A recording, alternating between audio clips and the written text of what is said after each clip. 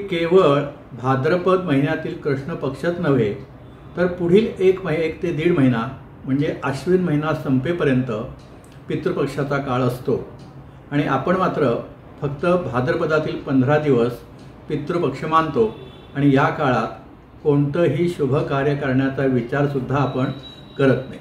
पितृपक्षात शुभ कार्य करू नये असं शास्त्रात कुठेही सांगितलेलं माझ्या तरी वाचनात आलेलं नाहीये। नमस्कार मंडळी, गेल्याच आठवड्यातील महालय श्राद्ध का करावे हा माझा व्हिडिओ आपण पाहिला असेलच। त्यात श्राद्धाचे प्रकार तसेच श्राद्ध कसे करावे याबद्दलची माहिती मी दिली। सध्या पितृपक्ष सुरू असून पितृपक्षात कोणतेही शुभ कार्य करायचं नाही अशी रूढी जनमानसात दिसते। यावर विचार करून काही मत मांडावं म्हणून मी हा व्हिडिओ केला। तर विषय आहे पितृपक्षात शुभ कार्ये वर्ज्य आहेत का। मंडळी, विषय समजावून घेण्यासाठी हा व्हिडिओ आपण शेवटपर्यंत पाहावा अशी नम्र विनंती आहे। प्रथम शुभ कार्य कोणती ते आपण लक्षात घेऊया। उपनयन म्हणजे मुंज, विवाह, गृहप्रवेश तसेच वास्तुशांत ही मुख्यत्वे शुभ कार्य समजली जातात आणि या कार्यामध्ये आप्तेष्ट आणि मित्रमंडळींना मोठ्या प्रमाणात बोलावलं जातं, त्यामुळे खर्चसुद्धा मोठ्या प्रमाणावर होणार असतो। म्हणून ही कार्य निर्विघ्नपणे पार पडावीत म्हणून मुहूर्त पाहण्याचा प्रघात आहे। पंचांगात सुद्धा या 3 कार्यासाठी स्वतंत्रपणे मुहूर्त दिलेले असतात। या शुभ कार्याचे मुहूर्त हे मुख्यत्वे करून गुरु शुक्रांचे अस्त, विशिष्ट नक्षत्र, तिथी आणि अन्य निकषांचा विचार करून ते दिलेले असतात। चातुर्मासामध्ये मुख्यत्वे आपले सणवार, पावसाळा तसेच अन्य असुविधांचा विचार करून शक्यतो अशा मोठ्या कार्यांसाठी मुहूर्त दिलेले नसतात। तर या व्यतिरिक्त वाहन खरेदी, सोने खरेदी, व्यवसाय सुरू करणे, नवीन वस्त्र धारण करणे, यंत्रकृत्य तसंच शस्त्र तयार करणे, शस्त्राचा वापर करणे, प्रवास सुरू करणे, सेवा कार्यासाठी सुद्धा मुहूर्त पाहण्याची आपल्याकडे प्रथा आहे। हे सर्व मुहूर्त नक्षत्रावर आधारित आहेत, म्हणजे दिनशुद्धी पाहून आणि उक्त नक्षत्र असताना हे मुहूर्त दिले जातात। आता आपण पितृपक्षाचा विचार करूया। पूर्वी आश्विन महिन्यापासून वर्षाचा आरंभ होत असे, समाप्ती भाद्रपद महिन्यात होत असे, म्हणून वर्षाच्या शेवटी सर्व पितरांच्या तृप्तीकरिता एक श्राद्ध करण्याची चाल सुरू झाली आणि तीच चाल सध्याही सुरू आहे।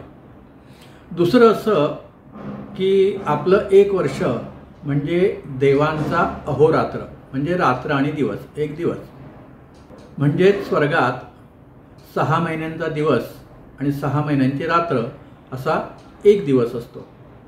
दक्षिणायन म्हणजे देवांची रात्र आणि पितरांचा दिवस असतो, म्हणून पितरांना उद्देशून काही करायचं झालं तर ते दक्षिणायनातच करावं लागतं।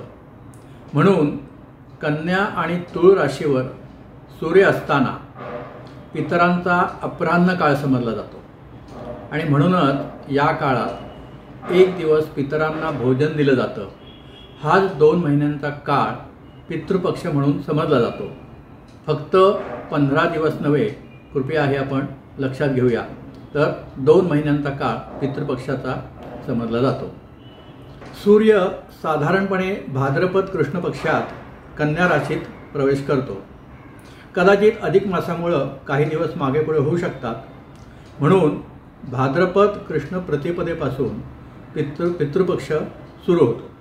पुढे सूर्य तुळ राशीतून वृश्चिक राशीत गेला की पितृपक्षाची समाप्ती होते। पंचांगामध्ये महालय प्रारंभ आणि महालय समाप्ती याचा उल्लेख केलेला आपल्याला आढळेल। हे सर्व सांगण्याचा उद्देश हाच आहे की केवळ भाद्रपद महिन्यातील कृष्ण पक्षच नव्हे तर पुढील एक ते दीड महिना म्हणजे आश्विन महिना संपेपर्यंत पितृपक्षाचा काळ असतो आणि आपण मात्र फक्त भाद्रपदातील 15 दिवस पितृपक्ष मानतो आणि या काळात कोणतंही शुभ कार्य करण्याचा विचारसुद्धा आपण करत नाही. अगदी विवाहासाठी गुणमेलनासाठी पत्रिका पाठवणे म्हणजे प्रपोजल पाठवणं, विवाहाची बोलणी करणं, सुवर्ण खरेदी यासारखे विषयसुद्धा आपण दूर ठेवतो. पण आता हे योग्य आहे का ते आपण पाहूया. याआधी उल्लेख केल्याप्रमाणे मुंज, विवाह आणि वास्तू यासाठीचे मुहूर्त चातुर्मासात दिलेले नसतात, त्यामुळे त्यांचा प्रश्न मिटला. पण अन्य गोष्टीसाठीचे जे मुहूर्त आहेत ते नक्षत्र आणि दिनशुद्धी यावर आधारित असतात. तसेच काही गोष्टींसाठी फक्त दिनशुद्धी असली तरी चालते. त्यामुळे भाद्रपद कृष्ण पक्षात म्हणजेच पितृपंधरवड्यात देखील अशी दिनशुद्धी दिलेली असेल तर मनातलं कुठलंही शुभ कार्य करण्याला काहीही हरकत नाही. पितृपक्षात शुभ कार्य करू नये असं शास्त्रात कुठेही सांगितलेलं माझ्या तरी वाचनात आलेलं नाही आहे.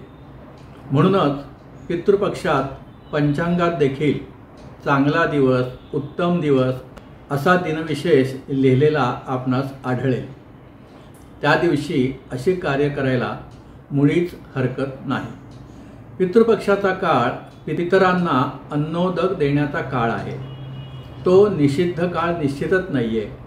फक्त त्या काळामध्ये उक्त दिवशी आपण श्राद्धकर्म केलं की आपलं काम संपलं.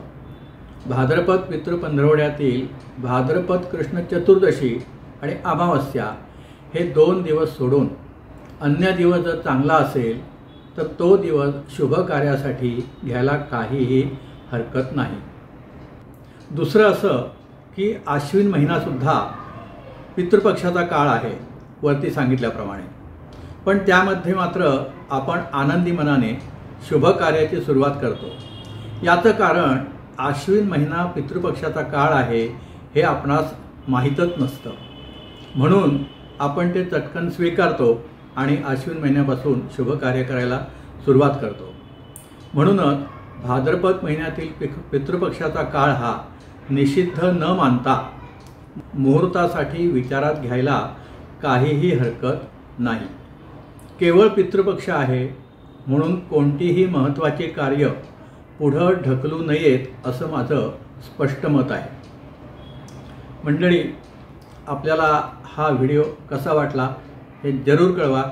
लाईक करा, शेअर करा आणि आपला नेहमीची विनंती की चॅनेलला सबस्क्राईब केलं नसेल तर जरूर सबस्क्राईब करा. नमस्कार, धन्यवाद.